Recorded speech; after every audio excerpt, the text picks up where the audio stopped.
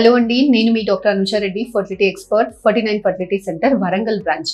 ఈ రోజు మనం ఈ వీడియోలో సహజంగా ప్రెగ్నెన్సీ రావడానికి ఎటువంటి జాగ్రత్తలు తీసుకోవాలి, ఫర్టిలిటీ రిలేటెడ్ ప్రాబ్లమ్స్ ని ఎలా మనం అవాయిడ్ చేయొచ్చు అన్న టాపిక్ గురించి మాట్లాడుకుందాం. యూజువల్ గా ఇవాళ రేపు నార్మల్ ఓపీడీలో చూసుకుంటే, సపోజ్ ఒక 10 మందికి మ్యారేజ్ అయిందనుకోండి, అందులో 3-4 ఇలాంటి ప్రెగ్నెన్సీ రావడానికి ప్రాబ్లం అవుతుంది, న్యాచురల్ గా కన్సీవ్ అవ్వడానికి ప్రాబ్లం అవుతుంది. సో ఎటువంటి జాగ్రత్తలు మనం తీసుకుంటే ఫ్యూచర్ లో మనకి ఇలాంటి ప్రెగ్నెన్సీ కన్సీవ్ అవ్వడానికి ప్రాబ్లమ్స్ రాకుండా ఉంటాయి, ఎలాంటి జాగ్రత్తలు తీసుకుంటే సహజంగా ఫర్టిలిటీ అనేది ఇంక్రీజ్ అవుతుంది మనకి అన్న టాపిక్ గురించి ఈరోజు మాట్లాడుకుందాం. యూజువల్ గా ప్రెగ్నెంట్ అవ్వాలి అని అంటే 3 ఇంపార్టెంట్ థింగ్స్ ఉంటాయండి. ఫస్ట్, ఎగ్ సరిగ్గా రిలీజ్ అవుతుందా, సెకండ్ ట్యూబ్స్ బాగున్నాయా, మూడోది గర్భసంచి బాగుందా.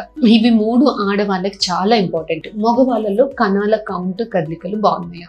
సో ఆడవాళ్ళ గురించి మాట్లాడుకున్నట్టయితే ఫస్ట్ ఎగ్ ప్రాపర్గా రిలీజ్ అవుతుందా లేదా చూసుకోవాలండి. సో ఎగ్ రిలేటెడ్ ప్రాబ్లమ్స్ ఏముంటాయి అని అంటే, యూజువల్గా ఆడవాళ్ళకి ఉంటే పీసీఓడి సంబంధించిన ప్రాబ్లం అన్నా ఉంటుంది, లేదు అని అంటే ఎగ్ రిజర్వ్, ఎగ్ నెంబర్ అన్నా తక్కువగా, ఎగ్ అనేది వీక్గా అన్నా ఉంటుంది. ఫస్ట్ పీసీఓడి రిలేటెడ్ టాపిక్ గురించి మాట్లాడుకున్నట్టయితే, యూజువల్గా ఇలాంటి ప్రాబ్లమ్ని ఎలా అవాయిడ్ చేయొచ్చు అంటే, యూజువల్గా పీసీఓడి అనేది చైల్డ్హుడ్ అంటే చిన్నప్పటి నుంచే మొదలవుతుందండి. యూజువల్గా ఆడవాళ్ళు, పిల్లలు లావుగా ఉండడము, అన్వాంటెడ్ హెయిర్ అంటే మూతి దగ్గర, మెడ దగ్గర అన్వాంటెడ్ హెయిర్, చిన్ దగ్గర అన్వాంటెడ్ హెయిర్, మగవాళ్ళలాగా హెయిర్ రావడము, మెడ దగ్గర నల్లగా అవడం, పొట్ట భాగంలో లావు, బరువు పెరగడము, పీరియడ్స్ అనేవి ఇర్రెగ్యులర్గా అవ్వడము, ఇలాంటి ప్రాబ్లమ్స్ ఉన్నప్పుడు మనకి వీళ్ళకి పీసీఓడి ఉందా, ఫ్యూచర్లో పీసీఓడి రిలేటెడ్ కాంప్లికేషన్స్ ఏమైనా ఉంటాయా అన్నట్టుగా మనము వీళ్ళల్లో ఒక అంచనా వేసి వీళ్ళంత త్వరగా ఒక గైనకాలజిస్ట్ దగ్గరికి వెళ్ళి చూపించాల్సింది ఉంటుంది. ఈ వీళ్ళకి పీసీఓడి గనక ఉన్నట్టయితే జనరల్ గా ఇది ఎలా అవాయిడ్ చేయొచ్చు అని అంటే, లావ్ అవ్వకుండా రెగ్యులర్ గా ఎక్సర్సైజెస్ చేసుకోవాల్సింది ఉంటుంది. ఇలాంటి వాళ్ళు జంక్ ఫుడ్ కంప్లీట్ గా అవాయిడ్ చేసి హోమ్ ఫుడ్స్ యూజువల్ గా తిన్నప్పుడు, ప్లస్ పీసీఓడి వాళ్ళు నాన్ వెజ్, చికెన్, మటన్ ఇలాంటి రెడ్ మీట్ తీసుకున్నప్పుడు ఆ ఇన్ఫ్లమేషన్ లోపల అనేది ఎక్కువై పీసీఓడి రావడానికి ఛాన్సెస్ ఎక్కువగా ఉంటుంది. So regular exercise, diet control ఇలా చేసి వెయిట్ లాస్ అయినట్టయితే పీసీఓడి వాళ్ళకి ఒక 100 మెంబర్స్ చూసుకుంటే 60 to 80 మెంబర్స్ కి పీరియడ్స్ అనేవి రెగ్యులరైజ్ అయిపోతాయి. 30 to 40 మెంబర్స్ న్యాచురల్ గా కన్సీవ్ అయ్యడానికి అవకాశం ఉంటుంది. సో పీసీఓడి వాళ్ళు ఇలాంటి జాగ్రత్తలు తీసుకుంటే ఫర్టిలిటీ అనేది బూస్ట్ అవుతుందండి. సెకండ్ ప్రాబ్లం, ఎగ్ రిజర్వ్ అనేది తక్కువగా ఉండడము, ఎగ్ అనేది వీక్ గా ఉండడం.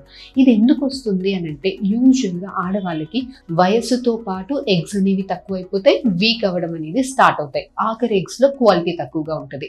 ఇవాళ రేపు ఆడవాళ్ళు 20 ఇయర్స్ ముందట్లాగా 20 ఇయర్స్ కి మ్యారేజ్ చేసుకొని 25 ఇయర్స్ కి పిల్లలు కండం అదంతా ఏమి, ఇవాళ రేపు అందరూ 30 ఇయర్స్, 25 to 30 ఇయర్స్ మధ్యలో మ్యారేజ్ చేసుకుంటున్నారు. స్టడీస్ అంతా కంప్లీట్ అయ్యాక మ్యారేజ్ చేసుకుంటున్నారు.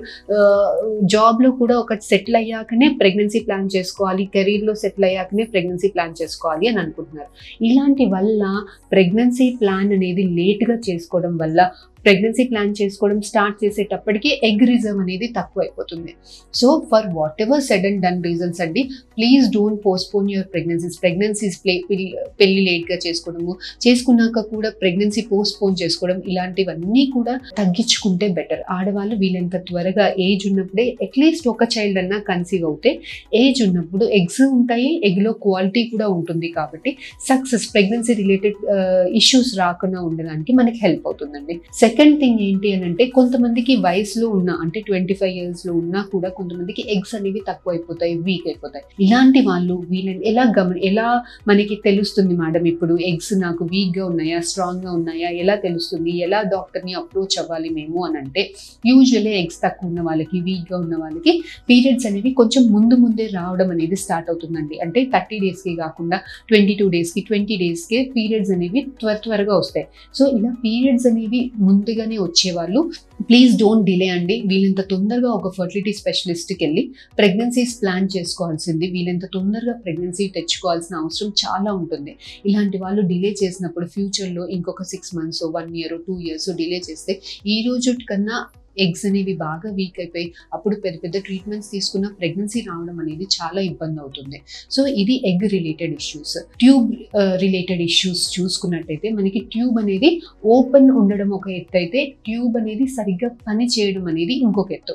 సో ట్యూబ్ రిలేటెడ్ ప్రాబ్లమ్స్లో యూజువల్గా మనకి మెయిన్ కాజ్ ట్యూబ్స్ పని చేయకుండా ఉండేదానికి main cause infections. So infections ఎలా వస్తాయి అంటే యూజువల్గా భార్యాభర్త కలిసినప్పుడు అనేది ఇన్ఫెక్షన్స్ మనకి కింద నుంచి పైకి వెళ్ళడము, లేదంటే బ్లడ్ గుండా టీవీ రావడము, ఇంకేదైనా ఇన్ఫెక్షన్స్ రావడము ఉంటుంది. సో ఇందులో మనం అవాయిడ్ చేయగలిగే ఇన్ఫెక్షన్స్ యూజువల్గా హస్బెండ్ వైఫ్ కలిసినప్పుడు వచ్చే ఇన్ఫెక్షన్స్ మనం అవాయిడ్ చేయొచ్చు. ఇలాంటి వాళ్ళు యూజువల్గా సేఫ్ సెక్స్ ప్రాక్టీస్ చేయొచ్చు, మల్టిపుల్ సెక్షువల్ పార్ట్నర్స్ని అవాయిడ్ చేయడము, యూజువల్గా కలిసినప్పుడు సేఫ్ ప్రికాషన్స్ తీసుకోవడం అనేది వెరీ ఇంపార్టెంట్ అండి. కాండోమ్ మెథడ్ యూజ్ చేయడం, barrier contraceptives are very important. Second thing ఏంటి అని అంటే ఈ ట్యూబ్స్ రిలేటెడ్ ఇన్ఫెక్షన్స్కి రావడానికి పోస్ట్ అబార్టల్ డిఎన్సిస్ అంటే అబార్షన్స్ అయినప్పుడు మనకి మందులతోటి కాకుండా యూజువల్గా గర్భసంచిని కడిగించుకున్నప్పుడు మనం బయట నుంచి ప్రొసీజర్ చేస్తున్నాం కాబట్టి ప్రొసీజర్ రిలేటెడ్ ఇన్ఫెక్షన్స్ వల్ల గర్భసంచి డ్యామేజ్ అవ్వడము, రేపు ట్యూబ్స్ పైకి వెళ్ళి ట్యూబ్స్ డ్యామేజ్ జరగడం అనేది చాలా కామన్గా చూస్తుంటాం.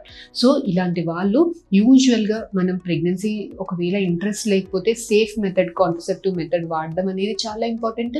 ఒకవేళ ప్రెగ్నెన్సీ వచ్చింది అన్వాంటెడ్ ప్రెగ్నెన్సీ అయితే సేఫ్ డాక్టర్, ఒక మంచి క్వాలిఫైడ్ డాక్టర్ దగ్గరికి వెళ్ళి మెడికల్ మెథడ్ తోటి ప్రెగ్నెన్సీ తీయించుకోవడం అనేది చాలా ఇంపార్టెంట్ అండి. రాదర్ దెన్ క్లీనింగ్ ప్రెగ్నెన్సీ కాకుండా మెడిసిన్స్ తోటే వీలైనంత మటుకి క్లీన్ అయ్యేలాగా చూసుకోవడం అనేది వెరీ ఇంపార్టెంట్.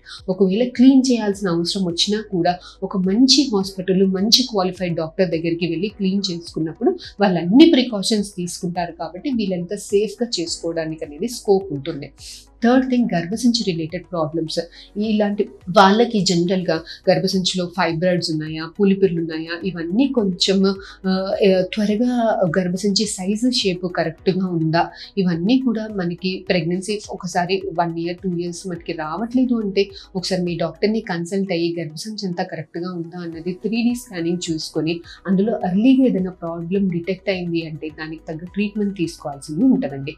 కొంతమందికి whatever said and done they have to delay their pregnancies. యూజువల్గా ఫ్యామిలీ రిలేటెడ్ ఇష్యూస్ వల్లనో, లేకపోతే డైవర్స్ అయింది, she's not prepared for marriage, లేకపోతే ఇంకేదైనా ఇష్యూస్ వల్లనో, సోషల్ రీజన్స్ వల్ల, లేదు అంటే కొంతమందికి క్యాన్సర్ లాంటి అనుకోకుండా క్యాన్సర్ లాంటి ప్రాబ్లమ్స్ వచ్చి వాళ్ళు ఫర్టిలిటీ అనేది డిలే చేసుకోవాల్సిన అవసరం రావచ్చు. సో ఇలాంటి వాళ్ళంతా కూడా మన ఏజ్ పెరుగుతున్న కొద్దీ ఎగ్స్ తక్కువైపోతాయి కాబట్టి వయసులో ఉన్నప్పుడు ఇంకా ప్రెగ్నెన్సీ ప్లానింగ్ లేదు, ఫ్యూచర్లో ఏమన్నా మనకి ఇష్యూస్ వస్తాయా, ఇలాంటి వాళ్ళందరూ కూడా ఎగ్స్ ఉన్నప్పుడు వాటిని ఐవీఎఫ్ పద్ధతిలో ఎగ్స్ తీసుకొని వాటిని ఫ్రీజింగ్లో పెట్టుకొని when you are ready for pregnancy అప్పుడు మీ హస్బెండ్ స్పర్మ్స్ తోటి మిక్స్ చేయడము, ఇఫ్ లేదు ముందే పార్ట్నర్ ఉన్నారు అంటే బేబీ తయారీ చేసి ఫ్రీజింగ్లో పెట్టుకొని మీరు రెడీగా ఉన్నప్పుడు you can transfer your embryos. వీటిని social egg freezing, social embryo freezing అంటారండి. సో ఇది ఏంటి ఈ కాన్సెప్ట్ అంటే యూజువల్గా ఏజ్ ఎక్కువ అవుతున్న కొద్దీ ఎగ్స్ వీక్ అవుతాయి. సో మనం ప్రెగ్నెన్సీకి రైట్ నో ప్లాన్డ్ లేదు అని అన్నప్పుడు ఉన్నప్పుడు ఎగ్స్ దాచిపెట్టుకొని లేదంటే ఎంబ్రియోస్ దాచిపెట్టుకొని మనకి వీలైనప్పుడు ఆ ఎంబ్రియోస్ని ట్రాన్స్ఫర్ చేసుకోవడం. ఇలా చెప్పినప్పుడు చాలా మందికి డౌట్స్ ఉంటుంది, మేడం ఎంబ్రియోస్ అన్ని రోజులు ఫ్రిడ్జ్లో ఉంటాయా, ఎగ్స్ అన్ని రోజులు ఫ్రిడ్జ్లో ఉంటాయా, ఖరాబ్ కావా, యూజువల్లీ ఇలాంటి క్వశ్చన్స్ అన్నీ కూడా ఉంటుంది. ఫ్రీజింగ్ అనేది ఇట్స్ నాట్ ఎ ఫ్రిడ్జ్ అండి. సో ఐవీఎఫ్ ల్యాబ్లో చాలా టెక్నికల్గా మేము మీ ఎంబ్రియోస్ స్టోర్ చేస్తాం కాబట్టి యూజువల్గా మినిమం 10 years ఉన్నా కూడా మీ ఎంబ్రియోస్కి ఎటువంటి డ్యామేజ్ కాకుండా ఫ్రీజింగ్లో ఉంటాయి. సో ఇవన్నీ కొన్ని టిప్స్ మీకు న్యాచురల్గా ప్రెగ్నెన్సీ రావడానికి, ఫర్టిలిటీ బూస్ట్ అవ్వడానికి కొన్ని సజెషన్స్. ఇవి మీకు హెల్ప్ అయ్యాయని మేము అనుకుంటున్నాము. ఫర్దర్గా మీకు ఇంకేమైనా డౌట్స్ ఉంటే ప్లీజ్ డూ కాంటాక్ట్ అస్ అండి. Will definitely get back to you. Thank you.